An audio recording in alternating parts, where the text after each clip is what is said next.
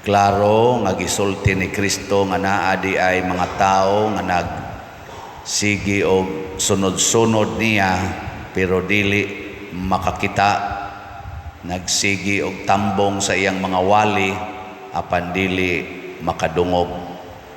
Kamoron ni aman mo ron dinhi kakita mo Ginoo, kadungog mo Ginoo. Unsa may timailhan nga kita nakakita og nakadungog sa Ginoo, matud pa ni Kristo, maghinulsol sa mga sala ug motuman sa iyang mga pulong. Napamoy sala wa dahil yun maghinulsol nya motuman mo sa sugo sa Ginoo o dili. Narana ninyo nganong ang mga apostoles nakakita man sa Ginoo og nakadungog.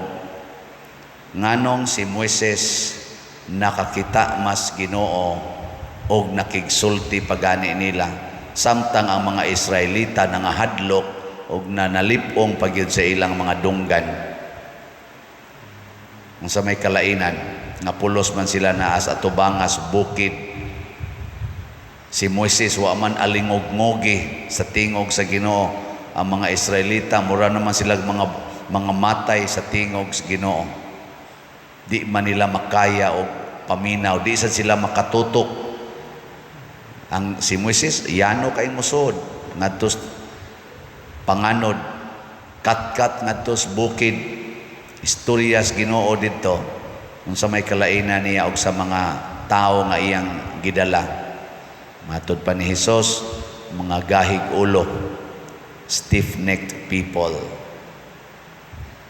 Mao ra gina ang hinungdan. Gahi gitag ulo, di ta maminaw sa Ginoo, di ta mo minaw sa to si katao, kana bang high pride ba, kanang garbo, mao nay makapahimo natong dili makadungog, dili makakita. Kana mga taong garbohon di man nakakita, ang ila nang makita, ang ila ragyong kaugalingon, ang ila nang madungog, ang ila ragyong kaugalingon. Imo nang sultihan, palit og slat, di ginapalit. Asa na mo palit. Ningon ka sige dahil balik-balik ka na. Alingog-ngog. Sige balik-balik ng paria ng slat. Sige tukod na simbahan. Tukod na simbahan. Makasimbar man ta. Muna sila yung mga pero magsige na silang tukod o ilang balay. Nya gusto kaya na silang daigo ng ilang balay. Muna gusto nilang mabati nga. Biliban ako ni mo bright kay kastanan. May kay kamudhimog diskartes kinabuhi. Ako na guna.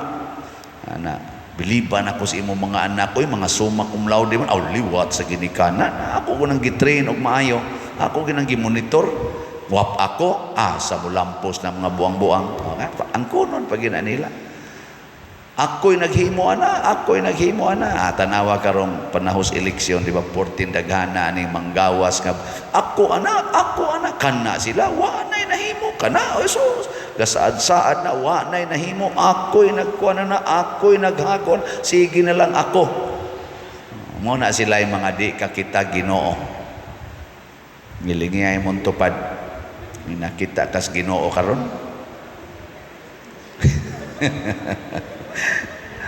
Kita kas Ginoo karon. Sus, ambot lang. Hinaot pa unta. Nya unsa may unang buhaton aron makakita ta Ginoo, aron mapakita nato nga dili ta gahig ulo.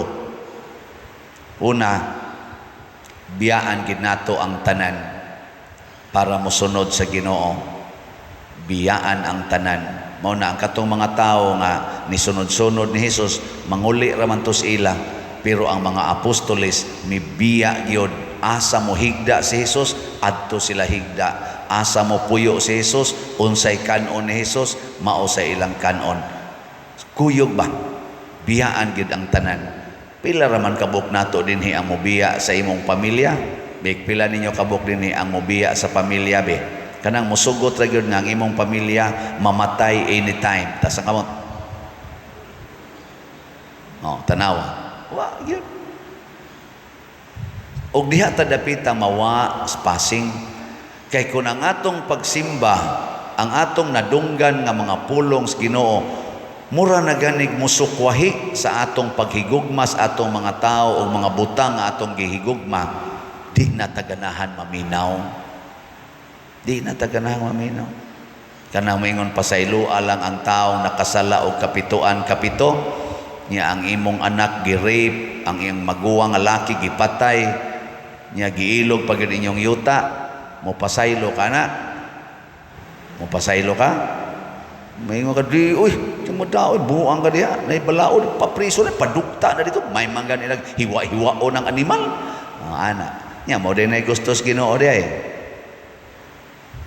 Tubag. Mao na. Nya, mangkuang ka, hambog-hambog ka nga, nakadungog ka sa Ginoo. Ikaw pa din, sugot ka. Wa say siguro. Aw narana nato, nganong nakahimo man si San Vicente Ferrer, nganong nakahimo mas Pedro Calungsod, nganong nakahimo man ang mga apostoles, nganong nakahimo man si Lorenzo Ruiz, nganong nakahimo man si Venerable Chupilo Kamomot, sa pagbiya sa tanan o sa paghigugma sa tanan. Apil ng mga kawatan, mga mangingilad o katugan ng mga satanismo, iyang ipang-adto, daghan kay na-converter nga mga satanismo, wa makiglalis, wa makig-away.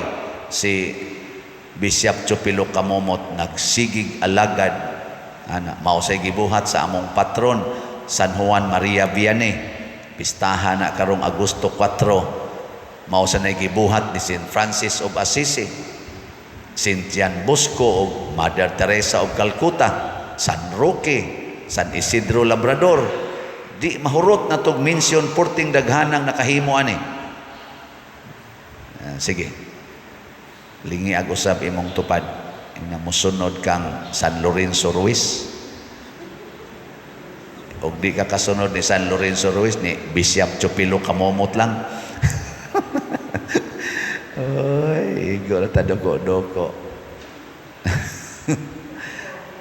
Sige lang kani, gamay ra man jud kay nis tanan. Palit lang og slot, hot doon tanig palit ning slot dinhi.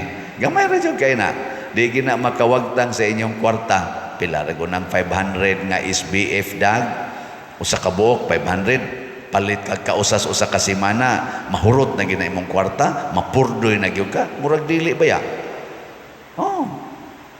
Nya kun arang-arangan kag jutay, nya gusto kang moapil sa atong 4-slot challenge, tag 2,000 imong paliton kada semana. Makahurot ka na sa imong kwarta hangtod August 6. Di oy. Nya ni arabay nindot nga gisaad ang Ginoo. Sa toy giingos Ginoo dire. Wa sagin mo na minaw. Kay ang adunay iya dugangan pa aron maiya ang labaw sa iyang gikinahanglan, apan ang tao nga walay nahot sabot wa ginahimo para sa Ginoo, kuhaan pa gayod bisan gani sa jutay nga iyaha. Jutay kanang smile gamay raman gina, tanawan ng tao mga daw hasta smile mawa. Kanang magsig paningil utang, nya ikiha pagid ang nangutang, kanang magsiging butang anang interes nga porting taasa, hasta iyang smile, gamay ra man ginang smile, ato man gina, pilar ko ng smile, bisan bata, makahimo man ana, pero din agina sila ka smile, ang ila nang naong, murag yung bato, porting gahian. Bisag tistingan karon, lingi ay mong tupad, naon na to makasmile baka, ready, go. Okay, daghan kayo wa mulingi. Wala nakuha ng gamay diha nimo. Kanang kalinaw, kanang pag inikatog nato malinawon magitana. Tan-awa na mga taong hangol kay kwarta, siging kiha, siging buruka, siging pangaway kay taas kay garbo. Hasta pagkatog galisod. Bisag matug na sila, magdamgo lang yapog mga bitin, mga leon, mga ano bang samukon gyapon sila ba? Mo nakwaon gid ang tanan. Nya pangutan na sila naaba sila kwarta, bisag nagkupot na sila mga millions, mga billions ang naa gyapon una, wa koy kwarta. Wa koy kwarta. Pautang ako, wa koy kwarta. Labaw niyo, mangayo ko, buang-buang ka. Wa koy kwarta. Paulis inyo.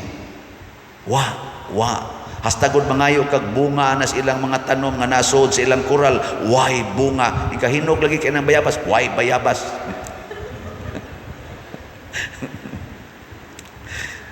Ay, kabuang Ginoo.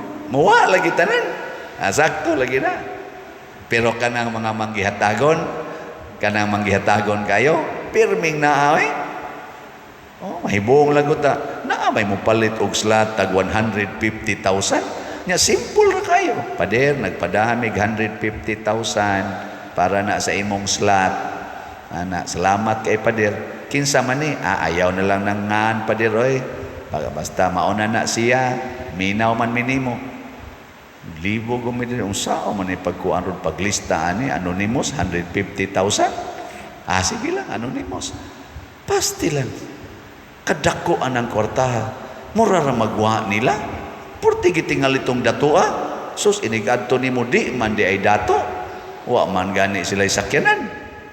Ana. Pero pagka generous. Ngano man kay tagaan pagdaghan ang dunay ila. Pasabot daghang kalipay, daghang kwarta, daghang kalinaw, daghang higala ug labaw tanan, daghang kabalaan. Ug mao na ang saad sa Ginoo sa mobiya sa tanan, maminaw sa iyang pulong ug sa walay ukon-ukon ug papanagana musunod sa iyang mga pulong. Matod pa diri sa atong tubag sa Salmo, himaya ug pagdaig hangtod sa kahangturan. Ang mga taong nihimo niini sama nila ni San Vicente Ferrer ug uban pang mga santos, himaya og pagdaig hangtod sa kahangturan ang atong gisigig hatag ngadto kanila. Pagkanindot dinhi nas kalibutan, labaw na gyud didto sa langit. Nindog ta.